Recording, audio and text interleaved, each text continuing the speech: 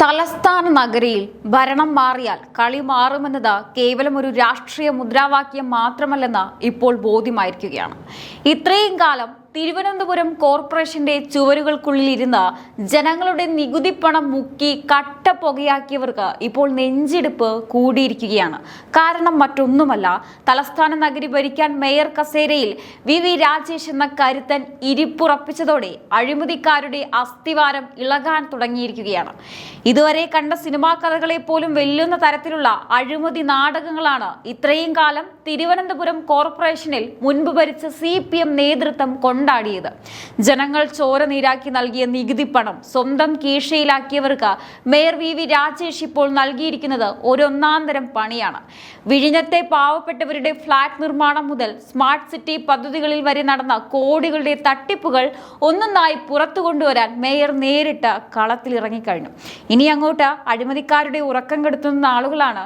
മുൻ ഭരണസമിതിക്ക് എവിടെയൊക്കെയാണ് പണി വരുന്നത്, എന്തൊക്കെയാണ് ഈ അഴിമതികളുടെ ഉള്ളുകളികൾ എന്ന് നമുക്ക് വിശദമായി തന്നെ പരിശോധിക്കാം.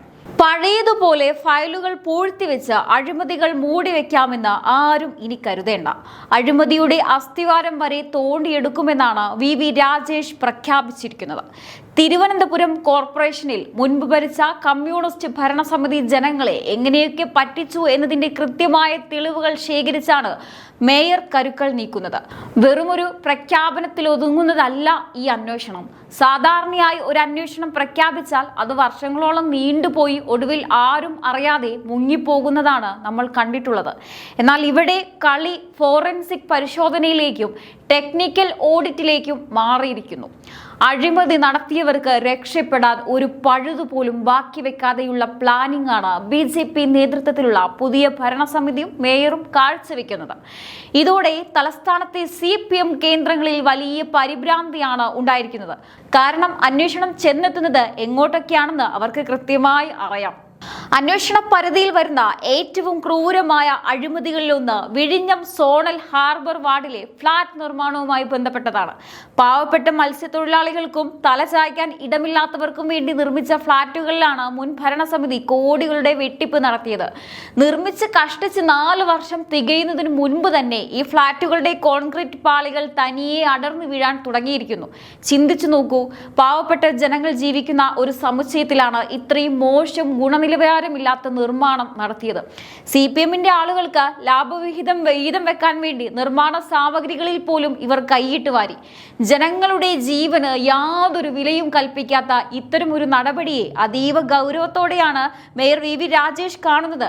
ഈ ഫ്ളാറ്റിന്റെ നിർമ്മാണത്തിൽ എവിടെയൊക്കെയാണ് അപാകതകൾ സംഭവിച്ചതെന്ന് കണ്ടെത്താൻ തിരുവനന്തപുരം എഞ്ചിനീയറിംഗ് കോളേജിനെയാണ് ചുമതലപ്പെടുത്തിയിരിക്കുന്നത്. അവർ സമഗ്രമായ പരിശോധന നടത്തി റിപ്പോർട്ട് സമർപ്പിക്കുന്നതോടെ ജനങ്ങളുടെ ജീവൻ വെച്ച് കളിച്ച ആ CPM കരാറുകാരും അവർക്കൊത്താശ ചെയ്ത രാഷ്ട്രീയ നേതാക്കളും അകത്താകുമെന്ന കാര്യത്തിൽ യാതൊരു സംശയവുമില്ല. ഇനി അടുത്തതാണ് തലസ്ഥാന നഗരിയെ രാജ്യാന്തര നിലവാരത്തിലേക്ക് ഉയർത്താൻ കേന്ദ്ര സർക്കാർ കോടികൾ ഒരുക്കിയ സ്മാർട്ട് സിറ്റി പദ്ധതി. കേന്ദ്രത്തിൽ നിന്ന് നരേന്ദ്രമോദി സർക്കാർ അയച്ച പണം ഇവിടെ എത്തിയപ്പോൾ എങ്ങനെയാണ് ചിലർ സ്വന്തം പാർട്ടി വളർത്താനും നേതാക്കളുടെ കീശ വീർപ്പിക്കാനും ഉപയോഗിച്ചതെന്ന് സ്മാർട്ട് സിറ്റി പദ്ധതി പരിശോധിച്ചാൽ മനസ്സിലാകും. സ്മാർട്ട് റോഡുകളും ഡ്രെയിനേജുകളും നിർമ്മിച്ചതിൽ വൻ സാങ്കേതികവും സാമ്പത്തികവുമായ അപാകതകളാണ് നടന്നിട്ടുള്ളത്. വർഷങ്ങളോളം റോഡുകൾ വെട്ടിപ്പൊളിച്ചിട്ട് ജനങ്ങളെ ദുരിതത്തിലാഴ്ത്തിയതിന് പിന്നിൽ കൃത്യമായ കമ്മീഷൻ കച്ചവടമായിരുന്നു എന്ന് വ്യക്തം. എന്നാൽ ഇപ്പോൾ ഈ കള്ളക്കളി അവസാനിപ്പിക്കാൻ മേയർ വി രാജേഷ് ഇതിനെ ഒരു ഫോറൻസിക് ഓഡിറ്റിംഗിന് വിധേയമാക്കാൻ ഉത്തരവിട്ടിരിക്കുകയാണ്. സാധാരണ ഓഡിറ്റ് പോലെ അക്കൗണ്ടുകൾ മാത്രം നോക്കി തീർക്കുന്നതല്ല ഫോറൻസിക് ഓഡിറ്റ്.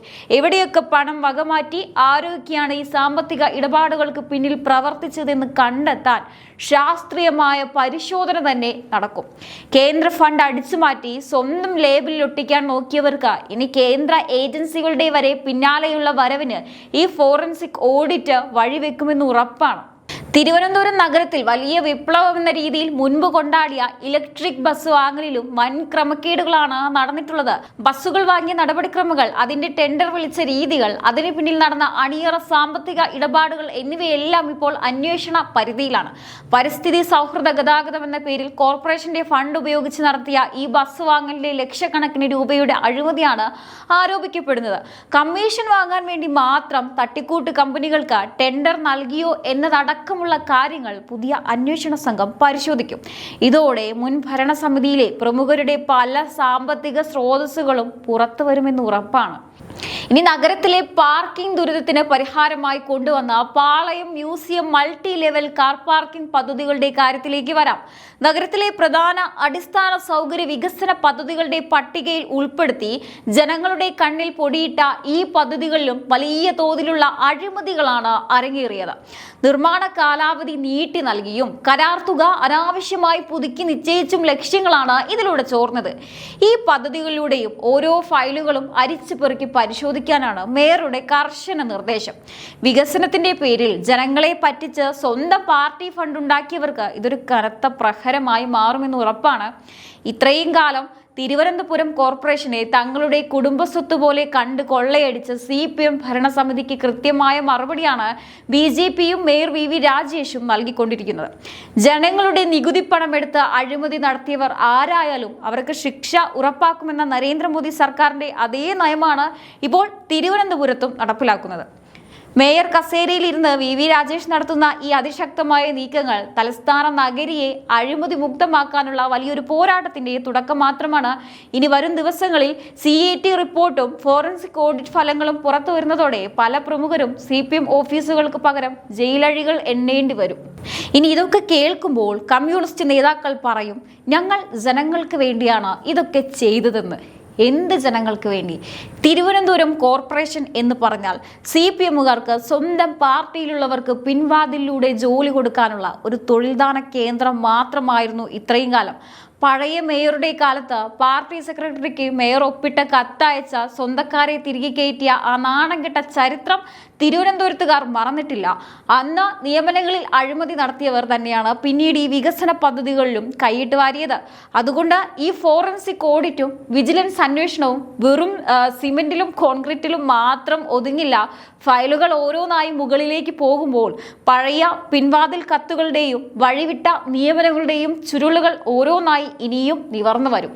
ജനങ്ങളുടെ പണം അടിച്ചുകൊണ്ടുപോയി സ്വന്തം പാർട്ടി സഖാക്കൾക്ക് ശമ്പളം കൊടുത്ത പഴയ കള്ളക്കളികൾക്ക് എല്ലാം കൂടിയുള്ള മൊത്തം കണക്കാണ് മേയർ VV രാജേഷ് ഇപ്പോൾ ഒരൊറ്റ ഫയലിൽ ഒപ്പിട്ടുകൊണ്ട് തീർക്കാൻ പോകുന്നത്. ഇനി എന്തായിരിക്കും തലസ്ഥാന നഗരിയിൽ സംഭവിക്കാൻ പോകുന്നത്? വെറുതെ ആരോപണം ഉന്നയിച്ച് സമയം കളയുന്ന രാഷ്ട്രീയക്കാരനല്ല VV രാജേഷ് എന്ന് അദ്ദേഹത്തിന്റെ ശത്രുക്കൾക്ക് പോലും നന്നായി അറിയാം. മേയർ നേരിട്ട് കളത്തിലിറങ്ങിയ സ്ഥിതിക്ക് ഇനി വരും ദിവസങ്ങളിൽ കൃത്യമായ ആക്ഷൻ പ്ലാനാണ് കോർപ്പറേഷനിൽ നടക്കാൻ പോകുന്നത് എന്നത് തീർച്ചയാണ്. എന്തായാലും ഈ ഒരു വിഷയത്തെക്കുറിച്ച് നിങ്ങൾക്ക് എന്താണ് തോന്നുന്നത്? തീർച്ചയായിട്ടും നിങ്ങളുടെ അഭിപ്രായങ്ങൾ താഴെ കമന്റ് ബോക്സിൽ രേഖപ്പെടുത്തുക. മറ്റൊരു വിഷയമായി വീണ്ടും കാണാം. നന്ദി.